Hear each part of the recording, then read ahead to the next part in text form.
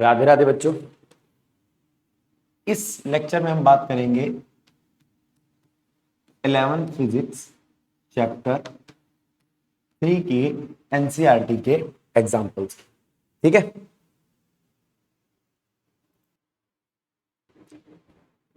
तो बात करते हैं एग्जाम्पल नंबर 1 की। A car is moving along a straight line. ठीक है, से P to O in figure 3.1। Figure हम बनाना भूल गए, एक बार जरा मैं एनसीईआरटी की मदद से फिगर बना देता हूं। O है 0 पे, P है 360 पे, Q है 240 पे, R है -120 पे। ये पॉइंट है आपके। तो सबसे पहली चीज क्या आती है? It moves from O to P। वो मूव करता है O टू P। ठीक है, 18 सेकेंड के लिए।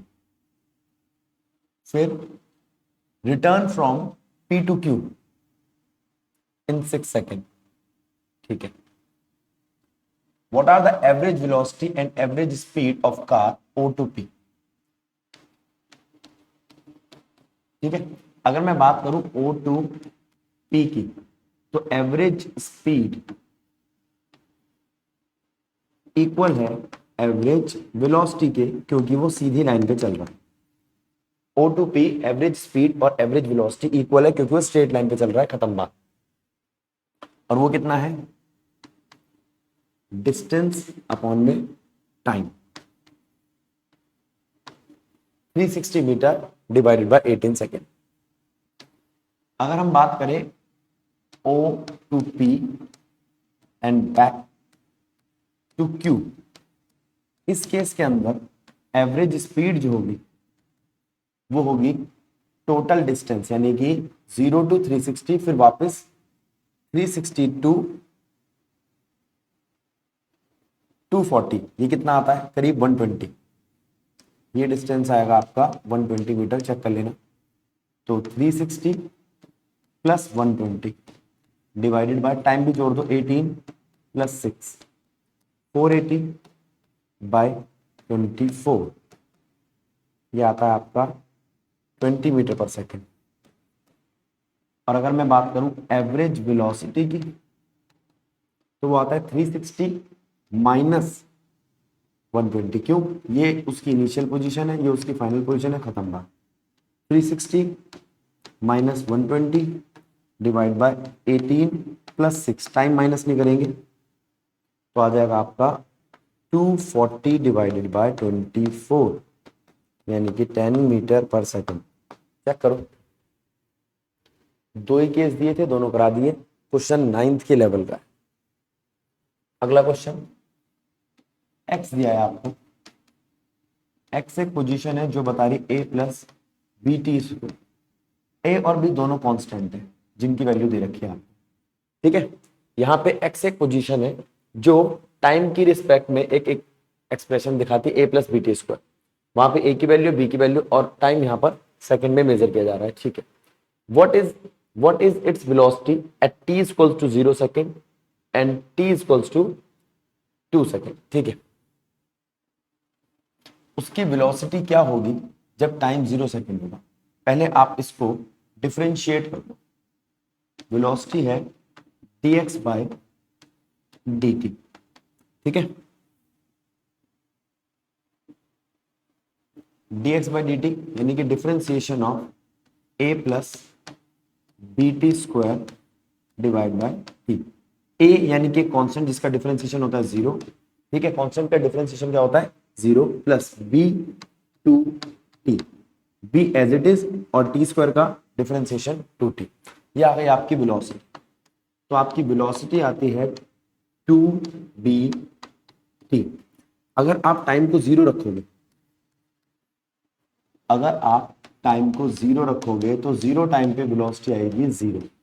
अगर आप टाइम को 2 सेकंड रखोगे तो वेलोसिटी 2 सेकंड के लिए कितनी आएगी? 2b मल्टीप्लाई में 2 सेकेंड, यानी कि 4b। b कितना दे रखा आपको 2.5, 4 को 2.5 से मल्टीप्लाई करोगे तो कितना आ जाएगा 10 मीटर पर सेकेंड। एक पार्ट हो गया। दूसरा part, what is average velocity between t equals to this to this, 2 second और 4 सेकेंड। अब आपको t1 दिया है 2 सेकेंड, t2 दिया है 4 सेकेंड।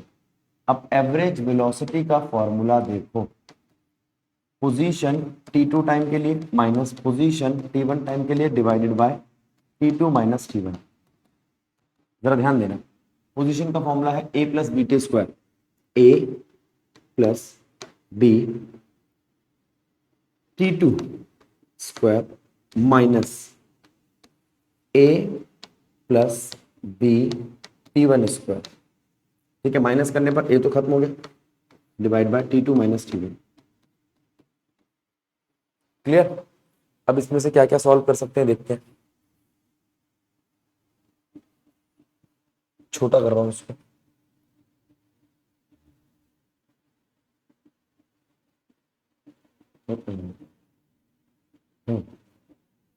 देखो v average is equals to, यहां से आपका b कॉमन आता है t2 की स्क्वायर माइनस t1 की स्क्वायर, जो एक आइडेंटिटी से खुल जाएगा a plus a square minus b square की आइडेंटिटी से।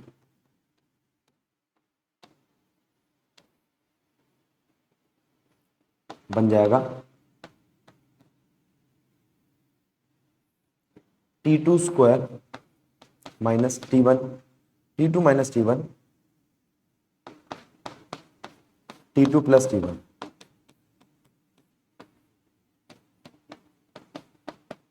ठीक, कट गया। तो v एवरेज कितना आया, b t2 plus t1। b कितना है 2.5, t2 कितना है 4 और 2, 4 2 6, 6 ढाई से 15 आएगा, देख लेना एक बार। ठीक है, जल्दी से इसको नोट करो, वीडियो पॉज करके एक स्क्रीनशॉट ले लो, फिर आगे बढ़ते हैं। चलो, example third, obtain equation for motion for a constant acceleration using method of calculus. ठीक है, इक्वेशन ऑफ मोशन की बात कर रहे हैं। पहले मैं आपको इक्वेशन ऑफ मोशन बता दूं, वो है v equal to u plus a t. इसे बोलते हैं velocity time relation. v equal to u plus a t पहला एक्सप्रेशन है इक्वेशन ऑफ मोशन का, इसे बोलते हैं हम वेलोसिटी टाइम रिलेशन। दूसरा है s equal to u t plus half a t square, इसे बोलते हैं डिस्प्लेसमेंट टाइम रिलेशन। और तीसरा है velocity displacement relation, v square minus u square equal to 2as। तो पहला एक्सप्रेशन ड्राइव करते हैं इसकी मदद से, acceleration is equals to dv by dt। तो dv बन जाएगा आपका a dt, integrate both side. तो dv का इंटीग्रेशन u से लेके v तक की लिमिट के साथ a dt। ठीक है, dv का इंटीग्रेशन करोगे v आएगा, dt का इंटीग्रेशन करोगे तो t आएगा। इसके लिए एक बार lower limit minus upper limit is equals to 80 बन जाएगा, और फॉर्मूला आएगा v is equals to u plus 80। ठीक, ये आपका पहला एक्सप्रेशन ड्राइव हो गया। हमने किस इक्वेशन की मदद ली, a is equals to dv by dt, और उसको इंटीग्रेट कर दिया। क्लियर? आगे चलते। दूसरा एक्सप्रेशन, उसके लिए हमने लिया v is equals to ds by dt, क्योंकि इसमें हमें डिफरेंशिएशन निकालना था, तो ds बन जाएगा v dt।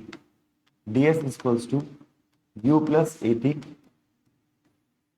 dt, ds is equals to u dt plus a t dt, integrate both side. ठीक, आप इसको इंटीग्रेट करते तो s का integration s, u as it is, t का integration t plus a as it is. t का integration क्या होता है, एक पावर ऐड कर दो उसी से डिवाइड कर दो। इंटीग्रेशन याद है ना, जो भी आपकी पावर होती है उसमें एक ऐड कर दो डिवाइडेड बाय दैट, तो s equals to ut plus half at square आ जाएगा। तीसरा एक्सप्रेशन आता है v square minus u square equal to 2as। अगर हम ये ले a is equals to dv by dt तो नहीं बनेगा।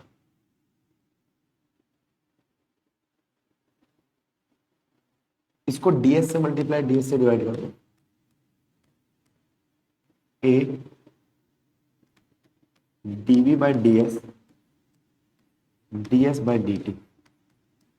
अब चेक करो, a dv by ds ds by dt बन जाएगा आपका v, ठीक, ds को उठा के उधर ले जाओ, a मल्टीप्लाई में ds is equals to v dv।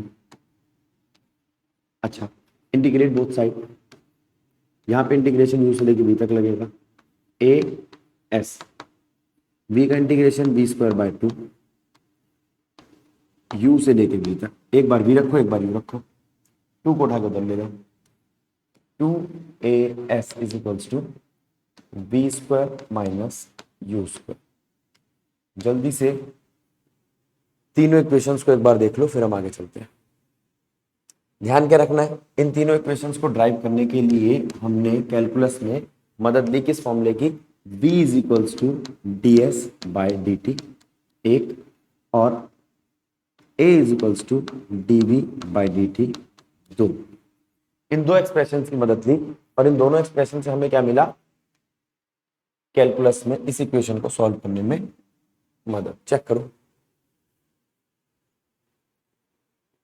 Video रोको और स्क्रीनशॉट लो, नोट करो, फिर आगे बढ़ो। एग्जाम्पल नंबर 4 क्या कहता है, देखो, a ball is thrown vertically upward. एक बॉल है जिसको ऊपर फेंका vertically upward with speed 20 metre per second, 20 metre per second से, from the top of multi storey building. अच्छा, एक पहले से बनी हुई बिल्डिंग है, मल्टी स्टोरर बिल्डिंग, वहां से एक बॉल को ऊपर फेंका, ठीक। The height of the point from where the ball is thrown is 25 metre from the ground.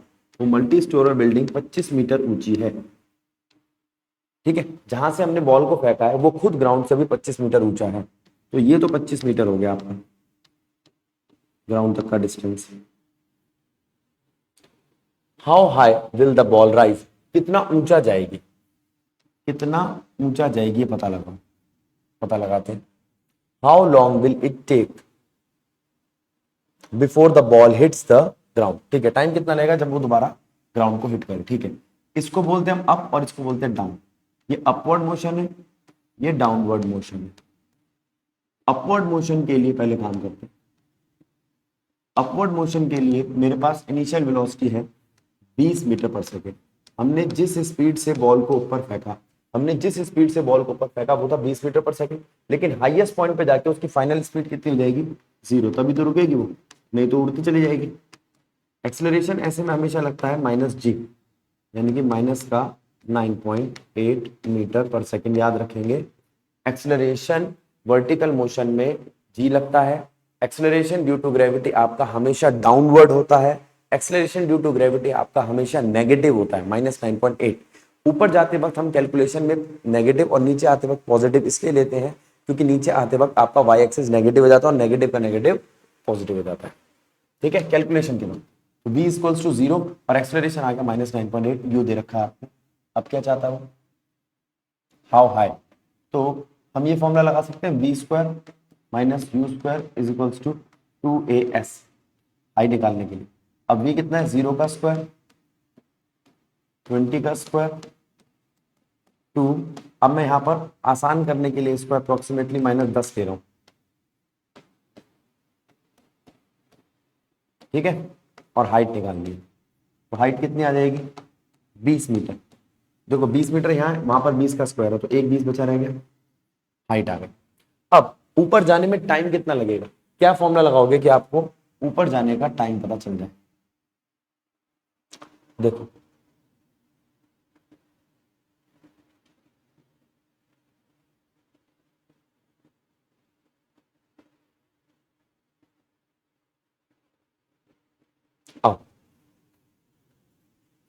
अब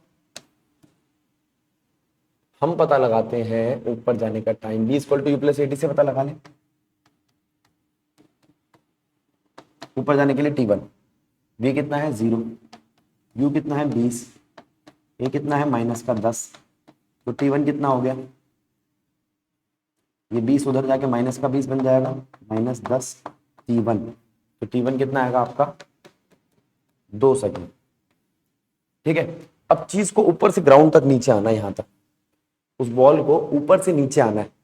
ये हाइट कितनी है, ये कितना अबव है, तो अबव है 20 मीटर, और हमारा हमारा मल्टी स्टोरर बिल्डिंग कितना अबव है 25 मीटर, ये 25 मीटर और जहां तक गया वो 20 मीटर, तो टोटल कितना हो गया है 45 मीटर।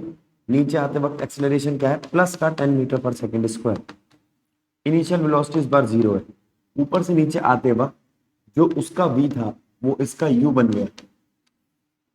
अब टाइम कितना लगेगा, s is equals to u t plus half a t square. s कितना है 45, u कितना है 0, a कितना है 10, t2 निकालना है आपको। 2 उधर जाएगा 90 बन जाएगा, डिवाइडेड बाय 10 आ गया t2।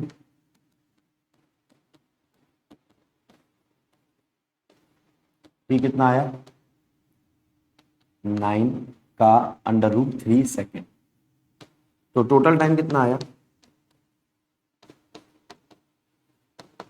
2 + 3 यानी कि 5 सेकेंड।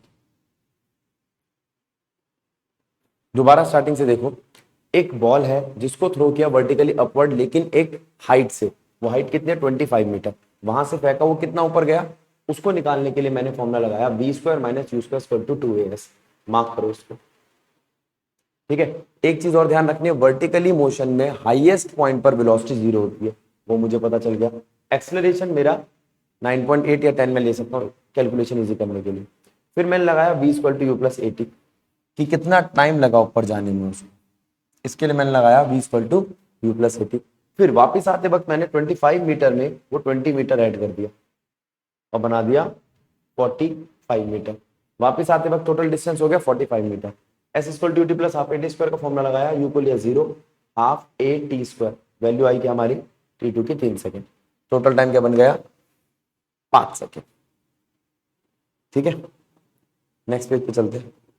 फ्री फॉल क्या होता है, फ्री फॉल का मतलब है किसी चीज का गिरना under the influence of acceleration due to gravity या अर्थ की ग्रेविटी। आगे यहां पे u0 लेके चलते हैं, फॉल में u0 लेते हैं, फॉल या ड्रॉप, इन दोनों केसेस में हम u0 लेके चलते हैं। ठीक है, अब वो कहता है अगर मैं इसका एक ग्राफ बनाऊं, एनसीईआरटी ने इसको ग्राफ से एक्सप्लेन किया, एक्सेलरेशन टाइम ग्राफ। पहली बात तो ये 4th क्वाड्रेंट में बनेगा क्योंकि एक्सेलरेशन नेगेटिव है और वो है -9 टाइम की रिस्पेक्ट में। इस ग्राफ को देखो, एक्सेलरेशन जो है आपका नेगेटिव है -9.8। फ्री फॉल में आपका सिर्फ जी लग रहा है यहाँ पर, उसी को समझो। अगर वेलोसिटी टाइम ग्राफ बनाए तो वेलोसिटी टाइम ग्राफ, तो एक कांस्टेंट एक्सेलरेशन है, कांस्टेंट वेलोसिटी को बढ़ाता जा रहा है, ये है यूनिफॉर्म एक्सेलरेशन, इसकी वैल्यू है -9.8। 4th क्वाड्रेंट में फिर से इसलिए बनाया क्योंकि वैल्यू नेगेटिव है। और वेलोसिटी टाइम ग्राफ में ये जो सीधा प्लेन ओरिजिन से कट करता हुआ जा रहा है, ये बताता है कि ये एक यूनिफॉर्म एक्सेलरेशन है। जब भी आप ग्राफ का स्लोप निकालते हो तो इन दोनों को डिवाइड करते हो, और इन दोनों को डिवाइड करने पर मुझे मिलता है एक्सेलरेशन। ठीक, फिर आता है डिस्प्लेसमेंट टाइम। अब देखा जाए तो यहाँ वेलोसिटी बढ़ रही है, हाँ वेलोसिटी बढ़ रही है तो उसका ऐसा कर्व होगा, क्योंकि डिस्प्लेसमेंट टाइम का स्लोप होता है वेलोसिटी, और वेलोसिटी यहाँ इंक्रीज कर लिए, इसलिए ये पैराबोलिक ग्राफ बनाएगा। ये लीनियर जो ओरिजिन से पास कर रहा हो किसी पर्टिकुलर एंगल पे, और ये पैरेलल टू एक्स एक्सिस, ये तीनों ग्राफ देखो, ये तीनों ग्राफ है आपके मोशन अंडर द ग्रेविटी के लिए। अगला क्वेश्चन पकड़ते हैं, देखो क्या कहता है। Galileo's law of odd number, the distance traversed during equal interval of time by a body fall from rest stand to one another in the same ratio one of odd number is 1:3:5:7. Prove it. ठीक है, अब इस Galileo के odd number वाली theory को prove करने के लिए हम एक्सप्रेशन लेते हैं S equal to u t plus half a t square का।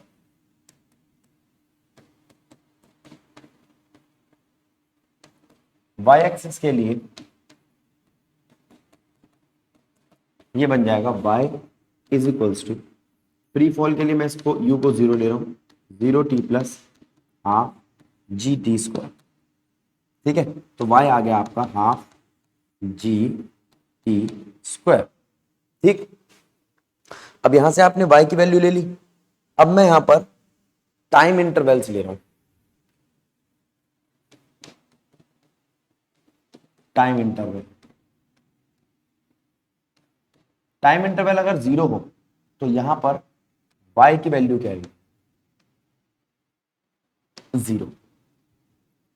ठीक, और टाइम इंटरवल अगर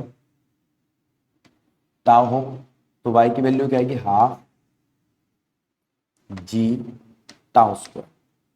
टाइम इंटरवल अगर 2 टाउ हो तो हाफ जी 2 टाउ स्क्वायर, मतलब ये 2 टाउ क्या बन जाएगा आपका, 4 टाउ, 4 हाफ जी टाउ स्क्वायर।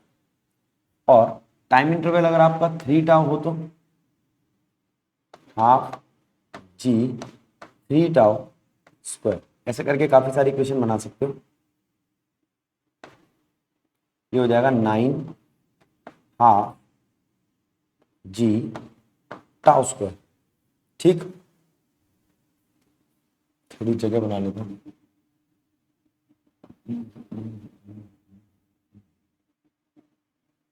देखो ये कहां रह गया,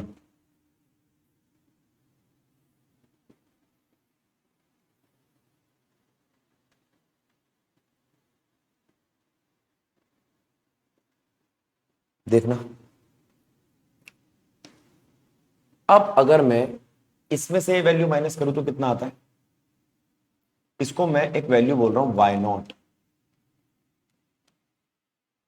ठीक है, तो ये तो हो गया आपका 0, ये हो गया वाई नॉट, इसको सॉल्व किया था तो ये हो गया 4y0 और ये हो गया 9y0।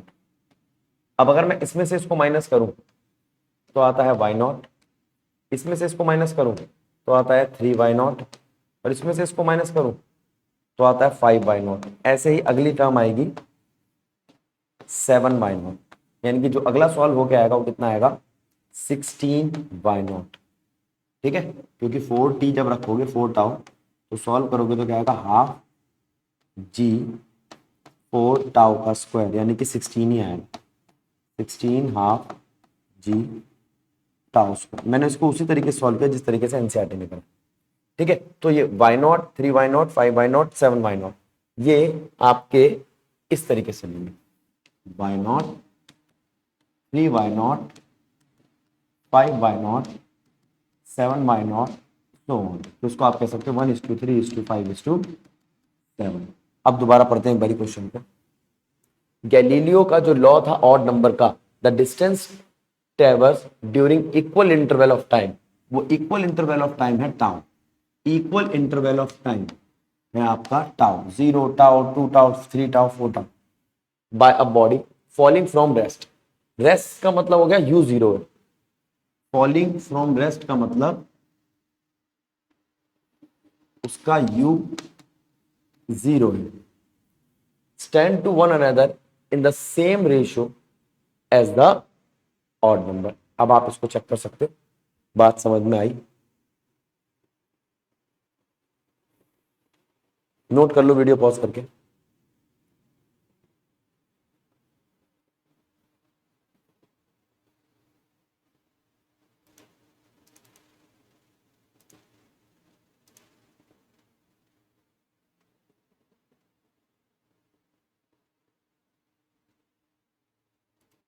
कर लिया नोट, आगे चले।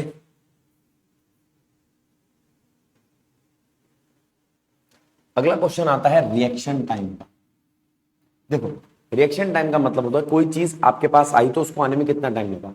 इसके लिए हम u0 लेके चलते हैं। इसको अगर हम इस फॉर्मूले में लगाएं s is equals to u t plus half a t square, तो s आएगा हाफ ए टी स्क्वायर और रिएक्शन टाइम आएगा आपका 2s बाय ए का अंडर रूट। ये है आपका रिएक्शन टाइम। ठीक है, अब वो कहता है for example if a person is driving and suddenly boys, बेकार की बात है, बहुत सारी बातें करेगा। हाँ यहाँ से देखो, कहता है एक एक्सपेरिमेंट करने के लिए आपने क्या करा, एक रूलर लिया और अपने दोस्त को कहा कि उसको ड्रॉप करे वर्टिकली डाउनवर्ड आपके थंब और फिगर के बीच में से। ठीक है, और आपने उसको पकड़ा। अब आपने चेक किया जब वो स्टार्ट हुआ था तब वो 0 से हुआ था और जब वो रुका तो कितने सेंटीमीटर पे रुका, 21 सेंटीमीटर पे। तो इस क्वेश्चन में आपको एस दे रखा है 21 सेंटीमीटर। ठीक, और एक्सेलरेशन यहां लग रहा है एक्सेलरेशन ड्यू टू ग्रेविटी 10 लेके चल रहा हूं मैं, तो टी कितना आएगा, ट्वाइस ऑफ 21 डिवाइडेड बाय 10 का होल अंडर रूट। ठीक है, इसे कहते हैं रिएक्शन टाइम। याद क्या रखोगे आप, याद आपको रखना है कि रिएक्शन टाइम में हम s equal to t plus half a t square का फॉर्मूला लगाएंगे जिसके अंदर यू है आपका 0। अगला क्वेश्चन, ये क्वेश्चन है आपका रिलेटिव वेलोसिटी। थोड़ा सा रिलेटिव वेलोसिटी समझते हैं फिर इस पे जाते हैं। तो अगर हम बात करें रिलेटिव वेलोसिटी की,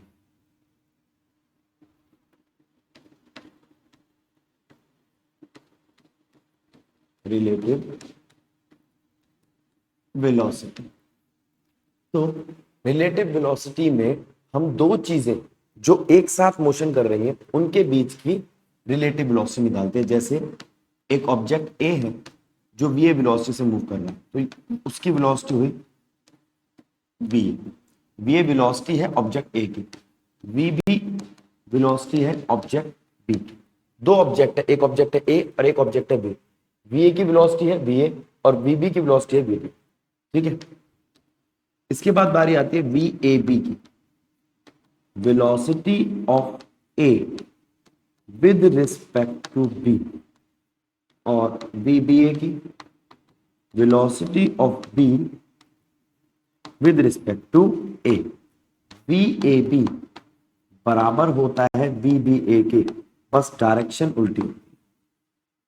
ठीक, वी ए बी का मतलब है velocity of A with respect to B, we B A का मतलब है velocity of B with respect to A. ठीक है, तो यहां दो वेलोसिटी हो गई, एक ए की बी के रिस्पेक्ट में और बी की ए के रिस्पेक्ट में। और इसको हम देखते हैं ऐसे, वी ए बी होता है v A minus v B और वी बी ए होता है v B minus v A. अब आप देखोगे तो ये उल्टे एक दूसरे के, तो साफ पता चल रहा है v A B we B के इक्वल है और उल्टा है। अब ये कैसे पता चले कि वी ए और वी बी में से कौन पॉजिटिव है कौन नेगेटिव, तो उसके लिए हम मदद लेते हैं नंबर लाइन की। ये 0, इधर सारी चीजें पॉजिटिव और इधर सारी चीजें नेगेटिव।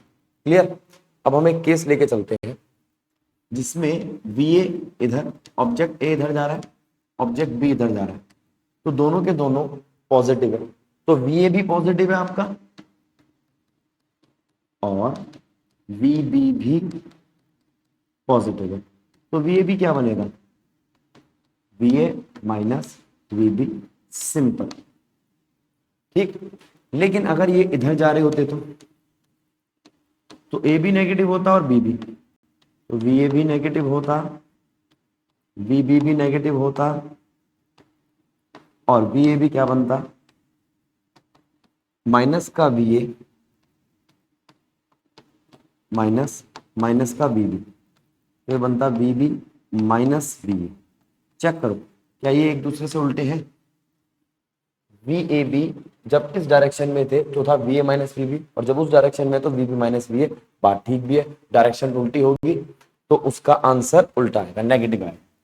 आगे अब अगर एक इधर जा रहा हूं और एक इधर जा रहा हूं तो VA तो होगा पॉजिटिव और VB होगा नेगेटिव। तो VAB क्या आएगा, VA माइनस माइनस का VB, यानी कि VA प्लस VB। और VBA क्या आएगा, VB माइनस VA। अब VB तो पहले से माइनस का था, इन दोनों में से माइनस कॉमन ले लो तो VA प्लस VB, माइनस का VA प्लस VB। चेक कर लो, दोनों इक्वल और अपोजिट है। ठीक है, तो ये तो बात हुई रिलेटिव वेलोसिटी का, एक ब्रीफ दे दिया। अब इसके ऊपर हम न्यूमेरिकल देख सकते हैं। दो पैरेलल रेल ट्रैक्स हैं जो नॉर्थ से साउथ की तरफ जा रहे हैं। अब मैं नॉर्थ को पॉजिटिव डायरेक्शन दे रहा हूं और साउथ को नेगेटिव। ठीक है, तो ये हो गया आपका साउथ, और यहां से यहां दो पैरेलल रेल ट्रैक्स जा, ठीक है, इस तरफ पॉजिटिव और उस तरफ जाना नेगेटिव। ठीक, ट्रेन ए मूव कर रही है नॉर्थ की तरफ, ये है आपकी ट्रेन ए जो मूव कर रही है नॉर्थ की तरफ 54 किलोमीटर पर आवर से। ठीक है, और ट्रेन बी मूव कर रही है साउथ की तरफ। अब एक बार इनकी वेलोसिटी देखते हैं। VA 54 किलोमीटर पर आवर को 5/18 से कन्वर्ट किया, कितना है 15 मीटर पर सेकेंड। ऐसे ही ट्रेन बी के लिए मैंने माइनस ले लिया क्योंकि डायरेक्शन साउथ की तरफ है, 95/18।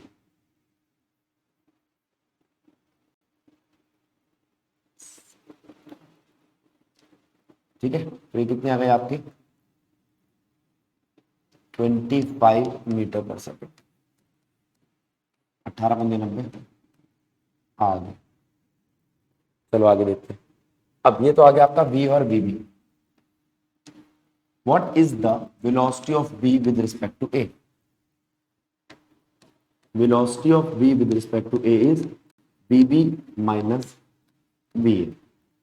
ठीक है, VB कितना आपका माइनस का 25, VA कितना है प्लस का 15, तो ये आ गया माइनस का 40 मीटर पर सेकेंड।